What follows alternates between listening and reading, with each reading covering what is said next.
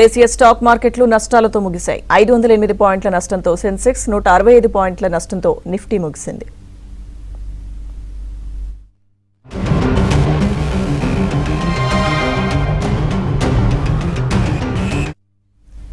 దేశీయ స్టాక్ మార్కెట్లు నష్టాలతో ముగిశాయి. ఇదే అంశానికి సంబంధించి ప్రస్తుతం మనతో మాట్లాడడానికి బిజినెస్ అనలిస్ట్ అనిల్ గారు ఉన్నారు. Sir, good afternoon. Good afternoon అండి. సార్, ఆ మార్కెట్స్ పై అనాలిసిస్ ఏంటి సార్? నష్టాలతో ముగిసాయి ప్రస్తుతం అయితే స్టాక్ మార్కెట్లు, ఏం చెప్తారు? ఇవాళ కూడా ఏంటంటే మన శుక్రవారం పెద్దగా అంటే మచ్ బిగ్గర్ లాస్ ఉండింది. దాంతో ఇవాళ కంటిన్యూయేషన్ ఏంటంటే మోస్ట్ ఆఫ్ ద స్టాక్స్ లో ఎక్కడైతే రీసెంట్ గా ప్రాఫిట్ బుకింగ్ కనబడింది. అండ్ ఇంకొకటి శుక్రవారం జరిగింది ఏంటంటే చివర్లో ఎస్పెషల్లీ మూడు తర్వాత ఎంఎస్సిఐ అనేది మన ఇండెక్స్ ఉంటుంది. ప్రతి 3 నెలలకు ఒకసారి కొన్ని స్టాక్స్ పైకి వెళ్తాయి, మిడ్ క్యాప్ నుంచి స్మాల్, కొన్ని ఇండక్షన్ అవుతుంది, కొన్ని డౌన్ అవుతుంది.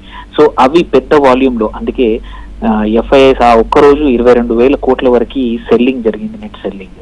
సో దాని ఎఫెక్టే ఇవాళ కూడా మార్కెట్ లో కనబడింది. ఇన్వెస్టర్స్ కొంచెం కాన్ఫిడెన్స్ పోయింది, ఎందుకంటే 22,000 కోట్లు నెట్ సెల్లింగ్ జరగడం, ఎఫ్ఐఎస్ సెల్లింగ్ అనేది ఇంకా అంటే ఆ భయం అనేది ఇవాళ వెంటాడినట్టు కనిపించింది.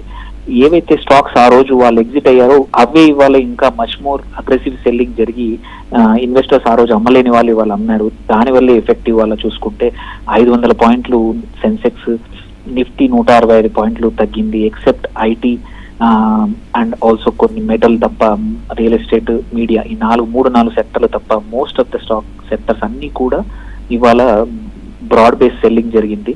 సో ఏంటంటే ఇది ప్రాబబ్లీ ఏంటంటే ఇప్పుడు యుద్ధం ఆగిపోతే వచ్చే ర్యాలీ, ఆర్ క్రూడ్ ఆయిల్ కొంచెం పడిపోతే వచ్చే ర్యాలీ కన్నా ముందు ఇన్వెస్టర్స్ వాళ్ళ పోర్ట్ఫోలియో క్లీనప్ చేస్తున్నట్టు అనిపిస్తా ఉంది. సో హోప్ఫుల్లీ రేపు ఎల్లుండి కొంచెం మళ్ళీ రికవరీ అయ్యే అవకాశాలు ఉన్నాయండి. ఓకే, థ్యాంక్ యూ అండి అనిల్ గారు.